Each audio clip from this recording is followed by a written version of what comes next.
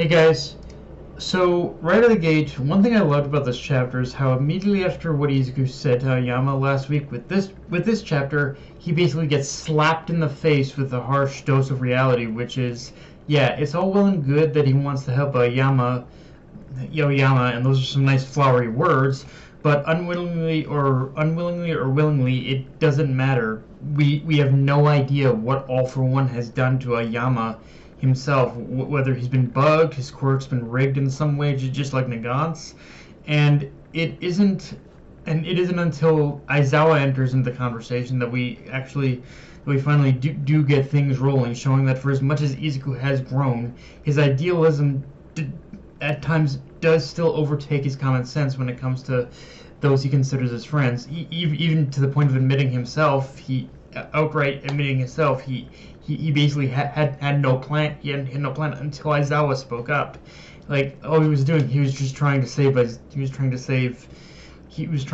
Aoyama. And again, that is admirable. But unfortunately, when it comes to All For One, unfortunately, you kind of have to be a bit realistic about the situation. Unfortunately, like All For One is just too fucking powerful to take lightly in any form, and you do kind of got to be a little paranoid, unfortunately. And I also like how I like how kind of Izuku himself even realizes this as the chapter goes on, because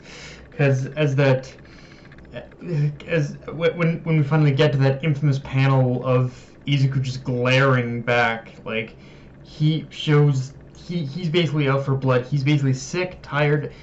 He's just basically sick. He's just done with All For One schemes, plans. He just wants to end this all. He's not even fucking.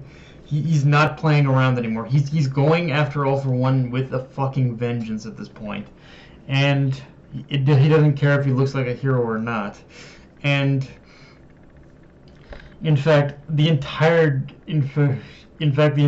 of Class A is basically coming for All For One now without mercy, and I just love the determination of everyone in this chapter, because now they just want nothing more than to put an end to this. Like, All For One just needs to realize, full stop, All For One needs to be stopped. There's no in between. You can't just defeat him. You can't just lock him up. He needs to be everything he is. Everything he represents needs to be destroyed.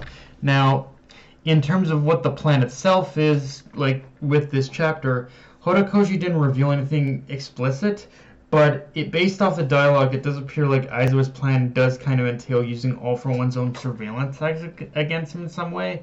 So I'll be curious to see how that specifically plays out. Like it's gonna be like that's gonna be the big thing I'm gonna be paying attention to, is just how these like surveillance things, how they're planning to use his own surveillance against him, or use their own surveillance technology to kind of in order to keep tabs on him. So yeah, I'll just be curious what the plan is there. Let's talk about the pace of this chapter, because honestly, right out of the gate, the pacing of this chapter was actually pretty good. In fact, it feels like Horikoshi has found a lot more of balance with the pacing since the end of the whole Starred Stripe arc, because this chapter felt like it did allow us to sit and dwell in a moment a lot longer, but it is still in that second half to last chunk of the chapter where narratively it feels like he's quickening the pace and really makes me feel like he's just rushing towards the end. And apparently, from what I've learned, I recently only learned this even before jumping in and doing this review, but apparently My Hero Academia is going to come to an end next year sometime. So it does make a lot of sense. It does make a lot of these pacing inconsistencies make more sense, but that also kind of makes me wonder even more just what's going on behind the scenes with Horikoshi himself, because as far as I know, My Hero Academia sales and popularity haven't taken a dive or anything, so I can only assume something is going on with Horikoshi himself, or it's like the Togashi Yu Hakusho situation where he feels he doesn't have much more to explore with the story or characters, so he's just heading full force into the finale, which I know Horikoshi did say this was going to be the final saga arc, whatever he said it was going to be, but at the rate we're going at, it does feel like he's still rushing. He's pretty much still rushing unnecessarily. Let's put it that way. But hopefully once we do get to the finale and we get the fights we all want to see, like like like like uh well, like Endeavor and Shoto versus Toya, Izuku and Bakugo versus All for One, all those fights. I'm hoping that's where Horikoshi at least paces himself and let the fights like actually like play out naturally, like don't rush it kind of thing. Like hopefully that's how this goes.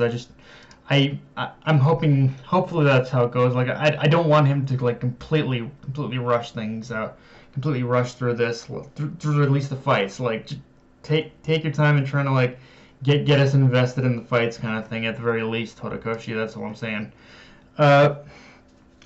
Which, yeah, it was said a long time ago that. Which on that note, let's talk about that ending, because it was said a long time ago that one of Horikoshi's main inspirations was Star Wars. So I wonder if Horikoshi applied like George Lucas's "It's poetry, it rhymes" philosophy to Mei Hatsume, because each time Horikoshi reintroduces her into the plot, it's just a different variation of the same scene. Only difference here is that Izuku's glaring back at Mei this time, rather than acting all flustered and like and insecure and all that shit. Like, it's the. But I do like how, but at the same time, it does also play getting Mei back. It does play into something Class A learned. We in Class A learned very early on in the series, which is that the support course will be your best ally in times of need. And in this case, there is no better time for the support class to really play a role than if you're headed straight into the final confrontation with All for One and put an end to this madness once and for all. Which, again, I think my favorite scene of showing that is that split frame panel of all of Class 1A, determined, and ready to do just that. And like I'm sure everyone's favorite panel will be the one where Izuku glaring, but for me that whole collective group shot of all Class 1A just glaring at the reader, saying like just pretty much absolutely done with All for One shit and just wanting to put an end to this. Like that's probably my favorite of the. That's probably my those group shots when it comes to My Hero Academia are always my favorite. And but yeah, as a whole, guys, that's pretty much all I got for this review. Just tell me what you guys think of this final chapter for the year, because again, heading into if what I heard is true, and apparently that My Hero Academia is headed for is going to end in 2022, then we're probably going to be headed full force into the final battle with All for One in that year, I think. So, but yeah, guys, that's all I got for this review. Enjoy the video. Like, comment, subscribe. I'm on Twitter, Analyst Control. Be sure to hit the notification bell, hit the subscribe button, and just share the video around, guys. Dark Knight of MMA, signing off. Later, everyone.